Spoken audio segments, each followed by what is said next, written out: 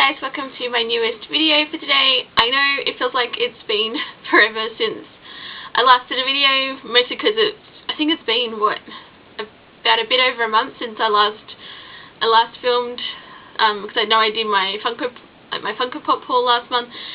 I just haven't really been motivated to film, so I've sort of, for the time being, I've decided I'm just going to keep having at least one video a month up, just to keep the channel active. I mean, somewhere along the line I may get the motivation back to film more regularly, but for the time being I'm just going to stick to the one video per month, just so the channel doesn't, suddenly just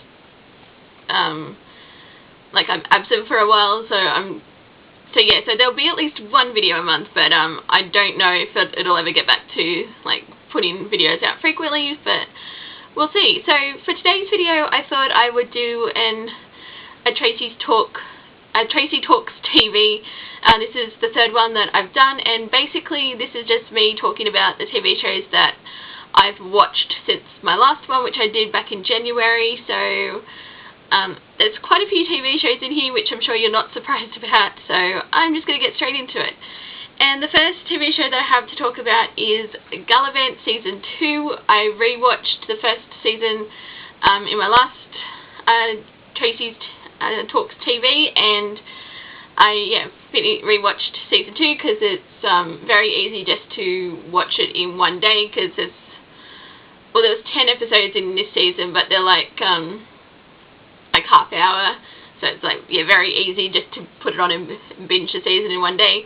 But yeah, I love Galavant, and just rewatching it just makes me wish it had never been cancelled. At least if we got in a third season, because I really wanted to see the adventures of Gareth and Sid, which was sort of their storyline that it was teased at the end of the finale for season 2. But I mean, I suppose I can't really complain too much that we at least got the season 2, considering the cliffhanger at the end of season 1. But I just love this show, and it makes me sad that there's going to be no more seasons. But yeah, I love this. I love the songs. I love, it's just great, and yeah. I can't recommend this show enough if you have a chance to watch it. I think it's on Netflix in the US, maybe Canada, but I'm not 100% sure, but I definitely recommend it. It's 18 episodes. It's very easy to just put on, binge. It's just great. So I think season 2 is actually my favorite of the 2 seasons, but yeah, because I especially love the opening theme song to this, like a new season, where it's basically like we don't know how the hell we managed to get renewed either. So I love how it just breaks the fourth wall in that sense. But yeah, Galavant, love it. Super happy that I was able to rewatch it. So there you go, that's Galavant Season 2. And then after starting a rewatch of this back in 2016, I finally finished Fringe with Fringe Season 5, because I never watched this season, because I think I got up to like episode 8 or something, and then this was during the great TV slump of 2013. I tend to go through these TV slumps every few years, but this Fringe was one of the shows that sort of got impacted by that slump, and I never finished season 5, and I was sort of like, you know what, I want to find out what happens, but I wanted to rewatch the show, because I went to, when I was at Sydney Supernova that year, I went to John Noble's panel, and yeah, that just sort of made me realise how much I missed Fringe, and I was like, I want to find out what happens. So I rewatched it, got to season 5. I sort of feel a bit weird about season 5, because it is not my favourite season of the show. I don't know if there was plans to have another season that sort of bridged the gap between season 4 and season 5, because if you're familiar with the show, it just drastically changes, because this is where the observers, yeah, I was just trying to think of what they were called, like the observers have sort of come in and taken over everything, and they're in the future, because they've like been in hiding for, like in Carbonite for like 20 years at this point, and yeah, it just, while I like it, I just think it would have made a lot more sense if it had been able, like maybe if there was another, say, 13 episode season before this, and then we could have explored the fallout. But I suppose, you know, at least they could wrap up the show, because I'm guessing, because it's obviously the final season, that yeah, season 5, yeah, it just didn't. It sort of felt like its own separate entity in a way, and yeah, it just sort of took away from, you know, what I loved about the first 4 seasons of Fringe, and yeah, and then it got to, because when I got to the last episode, I didn't realise it was the last episode. I thought there was one more episode, and I was just like, that's it. And then, yeah, so maybe in the future I'll do another, like, rewatch, and then I'll be more, you know, prepared, but, yeah, I didn't really like how the show ended, so, which is kind of unfortunate, but anyway, that's Fringe Season 5. And then another show that I've started a rewatch on, is Numbers, which is I watched, well, technically it's a semi rewatch, because I was watching, like, I watched the first 2 seasons that I had on DVD, and then I had access to US Netflix for a while, and the show was on there. So I got up to, like, episode 20 of season 3, and then I lost access to US Netflix, which I'm aware Numbers is no longer on there, so if I still had it, I wouldn't have been able to continue watching it anyway. But yeah, I've forgotten just how much I loved this show, because I've since acquired the remaining seasons, so I'm planning on rewatching the first few seasons and then finally seeing, you know, how the show ended. But yeah, I've forgotten just how much I love this show, because, I mean, you probably, if you've been following my channel for a while, you know that I've been, like, I'm a massive fan of, like, crime dramas. Like, I watch a lot of crime dramas, and basically what I love about this one is it's not so much about the person who actually commits the crime, which I feel like is where a lot of the crime shows focus on.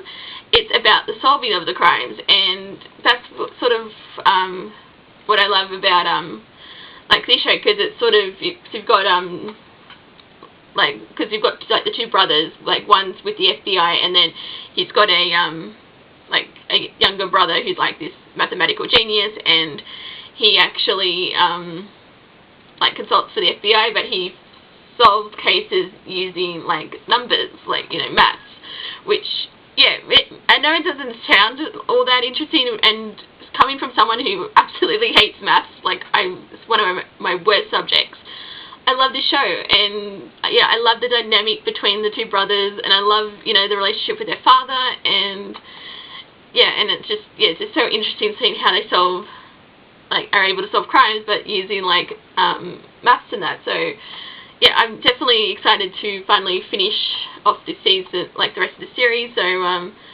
so that's Numbers Season 3. And then the last of the single TV shows that I watched out of my own collection, I finished Legends of Tomorrow Season 2. This was a rewatch, because I am sort of watching Season 3 at the moment, but I'm sort of waiting till, like, I have a decent sized amount of episodes to watch, because I've found I actually like binging at least, you know, 3 episodes at a time. But yeah, I finally finished off Season 2 of Legends of Tomorrow, and yeah, I love this show, and I'm one of the people who did actually like Season 1. I know people say, like, you know, Season 2 is the better starting point if you don't, like, not watching Season 1, but I like Season 1, but yes, Season 2 is definitely, I think it just sort of kicks it up a notch. But you know, I've been a fan since, you know, the first episode, so basically I'm a bit biased. But yeah, one of, because sort of like with this episode, like season. I sort of did like the whole Legion of Doom team that we got. My favourite episode would probably actually be the Star Wars episode, where they have to inspire George Lucas to actually stick to directing, because he becomes like entangled with one of the like when they're looking for venues, he gets caught in the crossfire and he's like, I'm out of here, and then he doesn't direct, and so they've got to put him back on the course of like becoming a director. So I think that's one of my favourite episodes of this season. But yeah, and also I liked that they got people to, like, the cast to narrate what sort of has been happening in the intro. And yeah, and if you had told me back in season 1 that Mick Rory, aka Heatwave, would become one of my favourite characters on this show, I would have sort of looked at you. I was like, what? No. Because I was like, you know, whole Captain Cold. But he's become one of my Mick Rory has become one of my favourite characters. Like, actually probably one of my favourite fictional characters if I'm going up with that, like, TV fictional characters. And yeah, I just love him, and yeah, he's even better in season 3. But I loved hearing his intro to the show, like when it's basically like, yeah, we go back in time to save this, but we end up making it worse than usual. So, which is basically the whole plot of the show. But I love it. So there we go. That's Legends of Tomorrow season 2. And then I have a couple of shows that I watched that I don't actually own. So the first of those is The Gifted season 1. I finished watching that, and I actually quite enjoyed it. I was interested because it was like dealing sort of like with it's like set in the X-Men world, and yeah, I thought it was sort of I don't know, I got major hero vibes from it when I was watching it, which I think sort of what it plays like off of, like with that. But I don't know, I just liked watching it. It sort of like, especially I liked the main family involved, like what are their families' names? The ones played by Stephen Moyer and Amy Acker, because Amy Acker was the main reason I wanted to check out the show. But yeah, I ended up staying because I did like the storyline, and especially where the season ended, I think I'll definitely be tuning in for season 2. So but yeah, I did watch The Gifted and I liked it, so that's that one. And then another one that I watched that I don't own, I watched it on Netflix, The Crown series 2, which is just fantastic. I love this show so much, and it kind of makes me sad that we're going to have a new cast for season 3, because like series 3, because Claire Foy, I think, yeah, I'm sort of adding to the amount of praises that has already been given for her role as Queen Elizabeth. She's really fantastic in this show. She definitely makes it her own. And because again, another reason I wanted to watch the show is because of Matt Smith, because you know, Doctor Who. But yeah, I did actually like him as Prince Philip. I think, yeah, like sort of the role that he played, I thought that was I also learned a whole lot more about Prince Philip's backstory. I sort of didn't realise just what he'd gone through, and I was sort of like, and then because